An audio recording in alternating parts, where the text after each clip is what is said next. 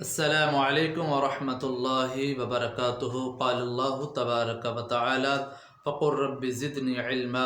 قال النبی صلی اللہ علیہ وسلم من یرد اللہ به خیرا یفقہہ فی الدین۔ قال النبی صلی اللہ علیہ وسلم خیرکم من تعلم القرآن وعلمہ۔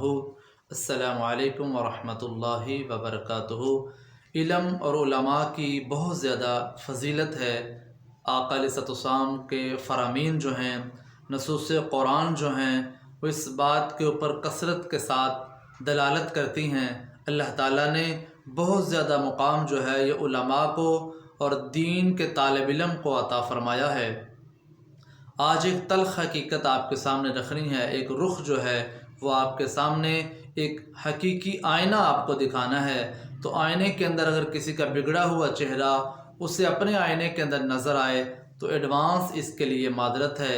دیکھیں آج کل ہمارا معاشرہ جو ہے، اگر ہم اپنے مدارس کے اندر، مساجد کے اندر اور اپنے گاؤں کے اندر محفل وغیرہ رکھتے ہیں تو بیرون ملک سے قرآ حضرات جو ہیں وہ بلائے جاتے ہیں، اور ایک ایک قاری جو 20 منٹ کی 30 منٹ کی تلاوت کرتا ہے اس کے اوپر لاکھوں روپیہ خرچ آتا ہے، اس کا ٹکٹ، کھانا پینا، پھر اسے بطور ہدیہ جو ہے کثیر رقم دی جاتی ہے۔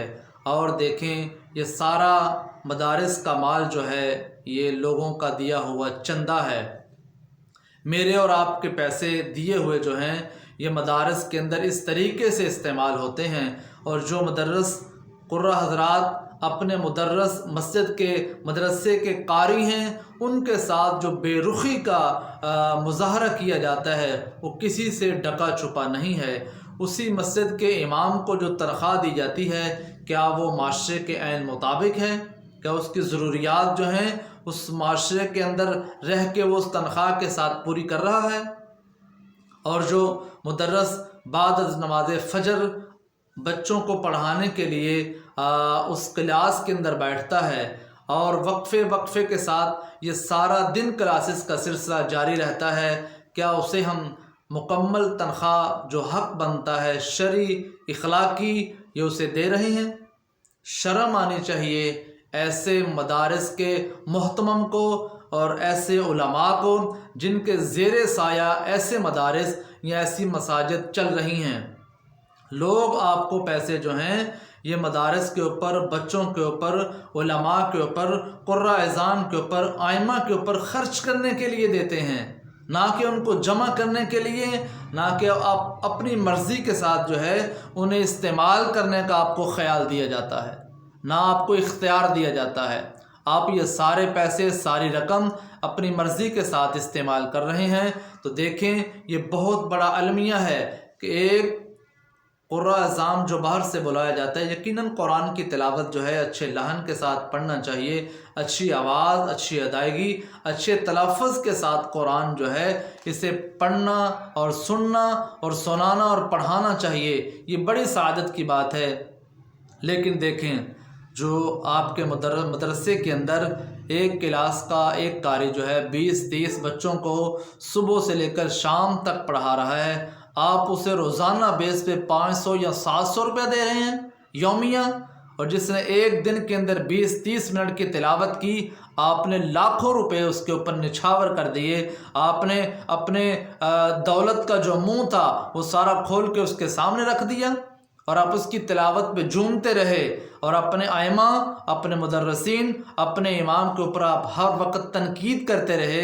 آپ کا تیکھا لہجہ، آپ کی بد زبانی جو ہے یہ لوگوں کو دین سے دور کر رہی ہے۔ لوگ اس بات سے متنفر ہو رہے ہیں، لوگ اس بات سے دین سے پیچھے جا رہے ہیں۔ نئی جنریشن جو ہے یہ پڑھے لکھا طبقہ جو ہے اس کو دین کے اندر لانے کے لیے یہ بھی سارے کام ضروری ہیں۔ آپ بچوں کو ویل ڈریس رکھیں، آپ کے مدرسے کا استاد، آپ کے مسجد کا امام جو ہے بہترین ڈریس کے اندر ہونا چاہیے اور وقت کے ساتھ وہ امامت کروائے۔ دیکھیں یہ ساری معاشرتی چیزیں جو ہیں اگر آپ ان کے اوپر غور کریں گے تو مدرس جو ہے محنت کے ساتھ، محبت کے ساتھ وقت بھی دے گا، اور اس کا دل، اس کی توجہ جو ہے وہ بچوں کے اوپر فوکس پورا ہوگا۔ اگر پڑھاتے پڑھاتے اس کا خیال جو ہے معاشرت کی طرف چلا جاتا ہے، اگر امام نماز کے لیے کچھ تاخیر سے آتا ہے، اس نے کچھ کام شروع کیا ہوا ہے رزق حلال کا، تو وہ بھی آپ جو ہے اسے تنقید کا نشانہ بناتے ہیں، جی یہ امام صاحب امامت کرواتے ہیں، یہ دکان پہ بھی کام کرتے ہیں، یہ فلاں فیکٹری کے اندر بھی کام کرتے ہیں، یہ بچوں کو ٹیوشن بھی پڑھاتے ہیں، تو بھائی کیوں نہ کرے وہ؟ آپ اس کے گھر کے ذمہ دار ہیں، آپ اس کی کفالت کے ذمہ دار ہیں۔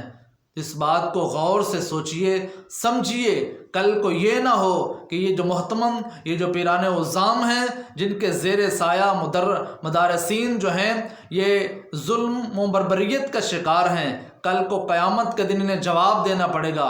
بلکہ اگر یہ بھی کہا جائے تو یہ بات حق ہے کہ ان علماء کے، یہ جو بڑے علماء کی بات کر رہا ہوں، یہ جو چندہ کھانے والے، اکٹھا کرنے والے ہیں، ان کے گریبان ہوں گے، اور یہ حقیر لوگ جو ہیں، یہ صفوں کے پڑھانے والے، یہ مدرسین امام جو ہیں، ان کے ہاتھ ہوں گے، اللہ تعالیٰ کا فیصلہ ہوگا۔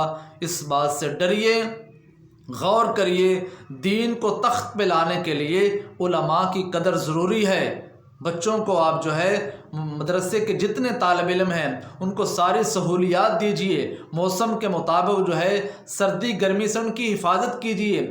ابھی گرمی کا موسم آتا ہے تو یہ جتنے علماء کی میں بات کر رہا ہوں، یہ جتنے محتمم ہیں، ان کے دفتروں کے اندر، ان کے گھروں کے اندر، ان کے حجروں کے اندر، ان کی بیٹھکوں کے اندر ٹھنڈی کولنگ کی ہوا ہے، اے سی لگے ہوئے ہیں، اور بچوں کے پنکھے جو ہیں وہ بھی لائٹ آف ہے تو بند ہو جاتے ہیں، وہ گرمی کے اندر پسینے کے اندر شرابور ہو کے علم دین سیکھ رہے ہیں۔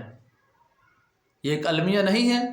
ابھی سردی کا موسم آئے گا تو آپ اپنے گھروں کے اندر ہیٹر پہلے سے ہی جلا کے رکھیں گے، آپ موسم کے مطابق چلتے ہیں، مدارس کے بچوں کو سردی نہیں لگتی، وہ ویسے بیچارے چٹائی کے اوپر، قالین کے اوپر اپنی ٹھنڈی راتیں جو ہیں یہ بسر کر رہے ہیں۔ یہ کس کے اوپر ہے؟